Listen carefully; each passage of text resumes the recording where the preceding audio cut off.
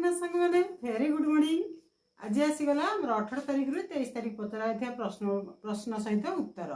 प्रश्नटी प्रथम प्रश्नटी 18 तारिख प्रश्नटी गोटे घोड़ा पूर्व को मुह कर गोटे घोड़ा पश्चिम को मुह कर मझे घास को से केमती खाईपर। पूर्व और पश्चिम मझे घास रहा से अति सहजरे ही खाईपर। 19 तारिख प्रश्न सचेत जी थाए अचेत जी थाए पानी पियाले मरी जाए ता कौन? उत्तर हूँ निआ। निआरे पानी जी थाए केमती ना निआ जिते जलू थाए जीवित अवस्था अचेत लिभिगला भी निआ थाए किंतु पानी पकाइले ता मरी जाए थाए। 20 तारिख प्रश्न जड़े सांग को पचारा ता कौन? भोक बेले खाइब शोष हेले पीब जालानी व्यवहार कर।